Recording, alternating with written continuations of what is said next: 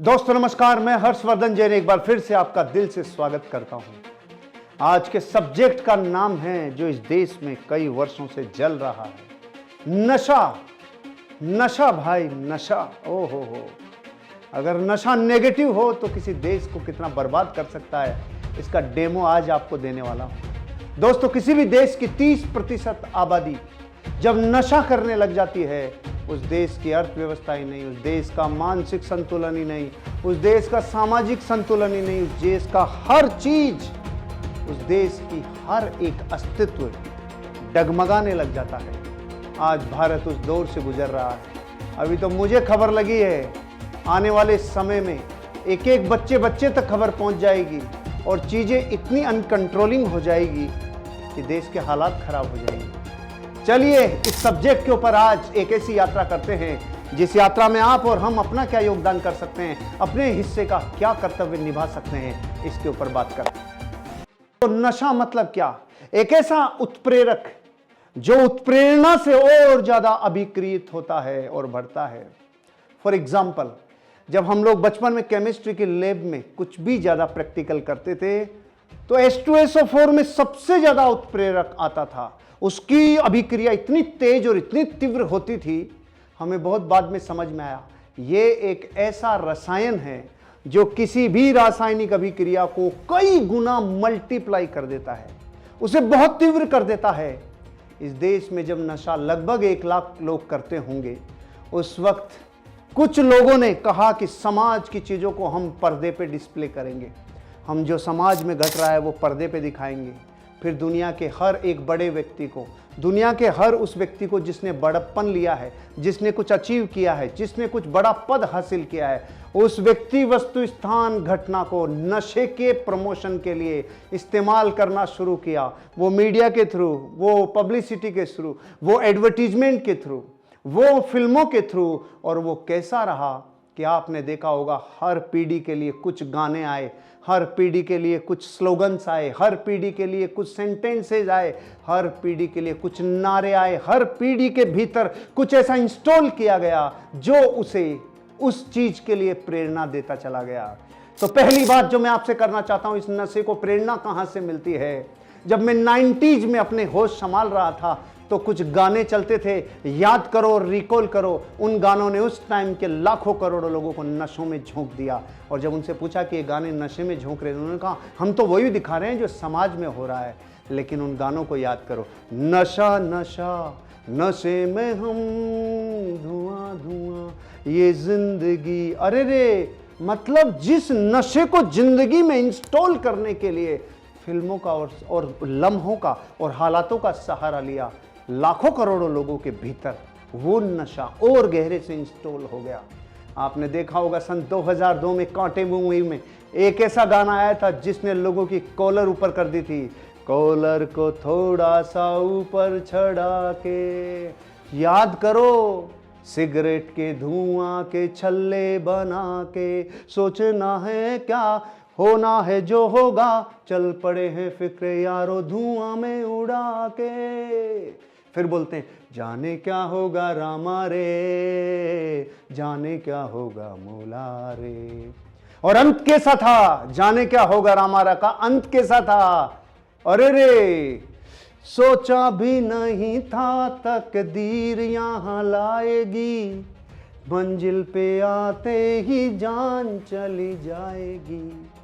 लेकिन दुनिया और यूथ क्या पकड़ती है, लोग क्या सूंघते हैं? वो सूंघते हैं जो लोगों को आइडियल के थ्रू बताया जा रहा है, जो मार्गदर्शकों के थ्रू बताया जा रहा है। जब एक आदमी जो फिल्म स्टार है, जब एक आदमी जो इन्फ्लुएंसर है, एक व्यक्ति जो किसी ऊंचे पद पे है, वो आकर जब कहता है ना कॉलर को थोड़ा ऊपर चढ़ा के, तो करोड़ों लोग कॉलर ऊपर चढ़ाते हैं, करोड़ों लोग धुआं के छल्ले बनाना चालू करते हैं, करोड़ों लोग नशे की लत से अपने आप को ग्रसित बनाते चले जाते हैं। क्यों? ये देश का डीएनए हमेशा किसी ऊंचे व्यक्ति को देख के प्रभावित हुआ है, किसी बड़े को देख के प्रभावित हुआ है। हर वो व्यक्ति जिसने कोई ना कोई गाना, कोई ना कोई चीज ऐसी बनाई जिसके लिए वो प्रेरित करता चला गया। देश में 42 करोड़ लोग हैं जो नशे की तरफ मुड़ते चले गए भाई। ये प्रेरणा मिलती है उन लोगों से जो बड़े हैं, कोई सिगरेट से, कोई शराब से, कोई ड्रग्स से। ऐसे कितने ही भारत में राज्य बन गए जो राज्य अब कैंसर की चपेट में आ चुके हैं। पंजाब तो अपनी सीमाओं को क्रॉस कर चुका है, राजस्थान हरियाणा में उसकी आंच दिखने लगी है, और देश के अलग अलग हिस्सों में करोड़ों युवा, करोड़ों लोग। अरे जिस देश की जवानी नशे में डूब जाएगी वो देश कैसा होगा, थोड़ा विचार करने योग्य बात है। तो मैं पहली बात ये कहना चाहता हूं कि जब दुनिया में वो लोग जो लोगों के लिए प्रेरणा हैं, अगर वही नशे को प्रमोट करेंगे तो हम जैसे कितने ही लाखों लोग आ जाओ और कह लो भाई, लोगों के जीवन में परिवर्तन नहीं आएगा। तब आएगा जब आपका एक भी व्यक्ति जो आपसे इन्फ्लुएंस होता है वो व्यक्ति आकर कहे आपको नशे को छोड़ना होगा, उसके विरुद्ध आपको एक वार डिक्लेयर करना होगा, तब जाके अपने अपने हिस्से का काम करना होगा। एक बात। दूसरी बात जो मैं आपसे कहना चाहता हूं, जब मैंने लोगों से सर्वे किया, भैया ये नशा क्यों करते हो, भैया इस नशे में क्या होता है, इससे आपके भीतर क्या घटता है, इससे आपको क्या मजा आता है, जब मैंने लोगों से पूछा, डिफरेंट जगह अलग अलग स्टेट्स में मैंने कम से कम 200 लोगों से पूछा होगा नशे का कारण क्या है। कभी ट्रेनों में पूछा, कभी ऐसी जगहों पे पहुंचा जहां पे मिडिल क्लास है, कभी ऐसे मार्केट में चला गया जहां पे साधारण आदमी बीड़ी पी रहा है, सिगरेट पी रहा है, कोई गुटखा खा रहा है, कोई तंबाकू खा रहा है, कोई दारू पी रहा है, कोई क्या। जब उनसे पूछा, उनके जवाब को सुनो भाई, उनके जवाब में एक चीज कॉमन है, उन सबको मजा आता है, उन सबको आनंद आता है, उन सबको एक किक मिलता है, उन सबको एक प्लेजर मिलता है, उन सबके भीतर डोपामिन रिलीज होता है। और उनकी बातों का लक्षण क्या था, सर मेरी क्या उतरती नहीं है इसलिए सुबह लेना पड़ता है, ये कारण है। लोगों को पूछा तो लोगों ने कहा कि सर क्या है कि सोसाइटी में स्टेटस बनता है, इसके वजह से हमें लेना पड़ता है, सोसाइटी के स्टेटस को मेंटेन रखना पड़ता है।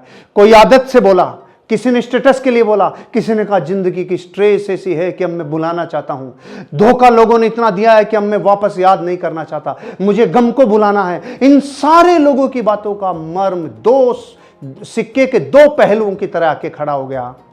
थोड़ी देर के लिए सुकून मिलता है, अंदर प्लेजर रिलीज होता है, डोपामिन रिलीज होता है, थोड़ी सुख की अनुभूति होती है एक, और दूसरा उन हालातों को जिनको वो देखना नहीं चाहते, जिन्हें वो याद नहीं करना चाहते, उनको वो भूलना चाहते हैं, इसलिए बेहोशी चाहते हैं, बेहोशी चाहते हैं। भाई इस बात से मुझे प्रेरणा मिली और मुझे ये समझ में आया कि मैं रियल कोज तक पहुंचूं।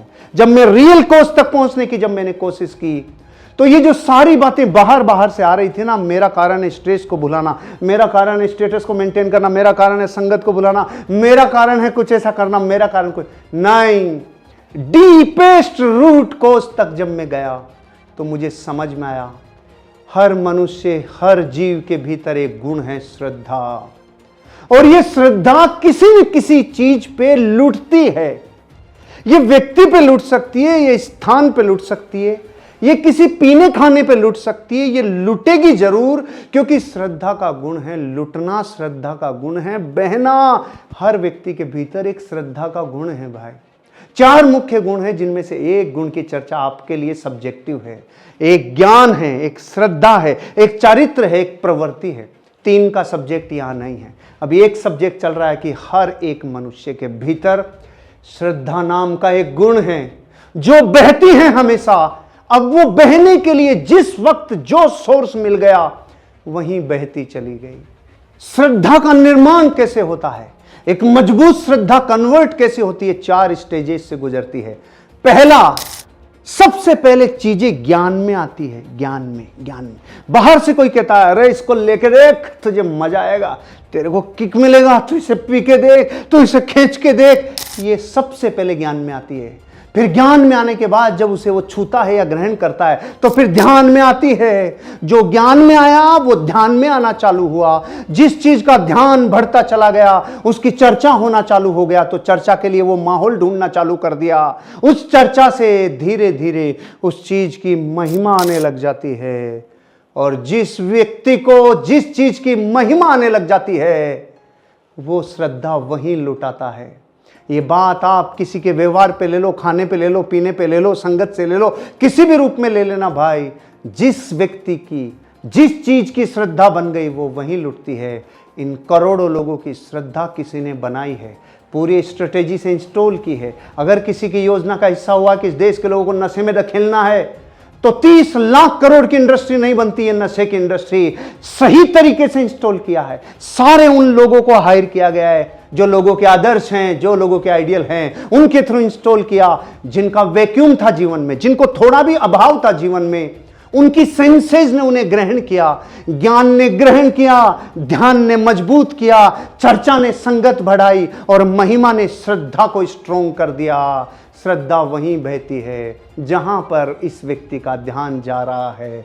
तो श्रद्धा का स्वभाव है लुटना, इसलिए लुटती है। याद रखना, एक एक चीज को रिकॉल करते जाओ। पहले उत्प्रेरणा दी लोगों ने, उसके बाद श्रद्धा का गुण था बहना, इसलिए बहती चली गई। लेकिन रियल कारण ये जो था, इसके रहते हुए भी मैं और मुझ जैसे करोड़ों लोग इस नशे से अछूते कैसे रहे। कुछ तो जालिम होगा जिसने हमें बचाया होगा, करोड़ों लोगों को बचाया होगा। अभी भी इस देश में 100 करोड़ से ज्यादा लोग हैं जो नशा नहीं कर रहे। अगर मैं 40-42 करोड़ के लिए कह रहा हूं जो नशा कर रहे हैं, इसका मतलब अभी भी कुछ लोग हैं। वो बचते कैसे हैं? जिस वक्त सेंसेज एक्टिव हो रही हो, जिस वक्त सेंसेज ग्रहण कर रही हो, जिस वक्त सेंसेज किसी का जीवन बना रही हो, उस वक्त गाने कौन से मिले थे? तो देखो, उस टाइम के गाने थे कॉलर को थोड़ा सा ऊपर चढ़ा के। उस टाइम के गाने आज भी इफेक्ट कर रहे हैं। करोड़ों युवा पथभ्रष्ट हो जाते हैं भाई। फिर हम क्यों नहीं हुए? क्योंकि जिस वक्त हमारी सेंसेज बड़ी हो रही थी, ग्रहण कर रही थी, उस वक्त गाने ये नहीं मिले, हमें गाने वो मिले।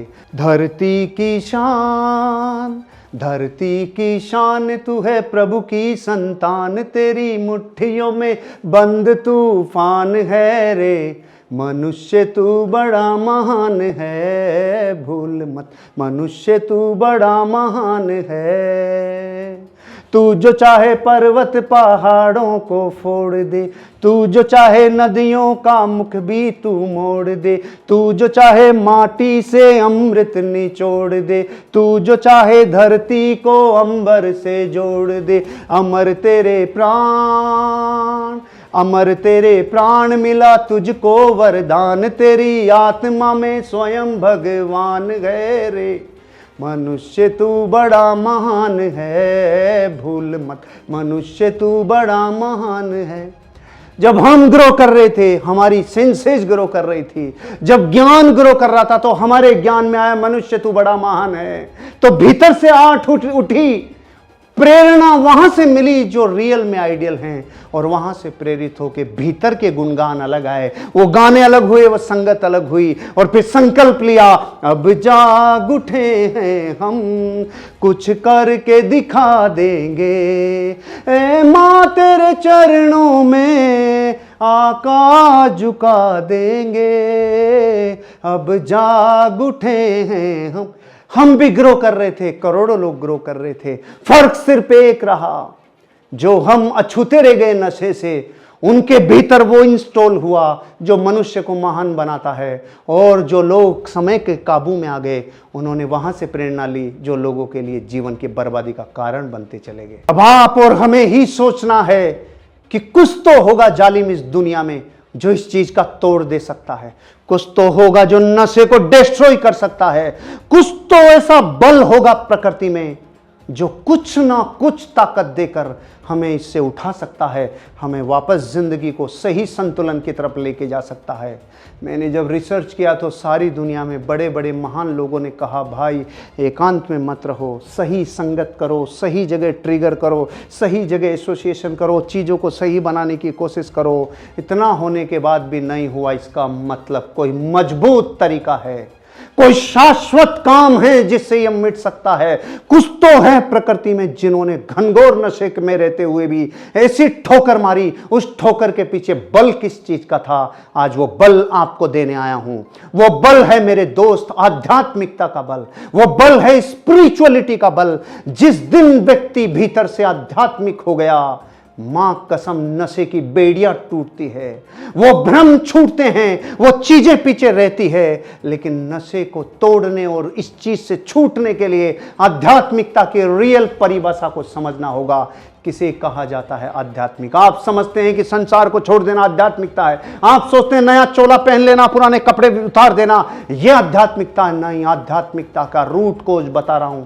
मेरे महान गुरुओं की प्रेरणा से मैं आप तक ये संदेश पहुंचा रहा हूं उनका, एक इंसान आध्यात्मिक कब हो जाता है, तो कब हो जाता है उससे पहले वर्तमान को देखो। जितने लोग जीवन में नशा करते हैं, जितने लोग उस नशे के आदी हो चुके हैं, उनके जीवन का एक सिद्धांत होता है, उनका स्लोगन होता है, 4 दिन की चांदनी फिर अंधेरी रात।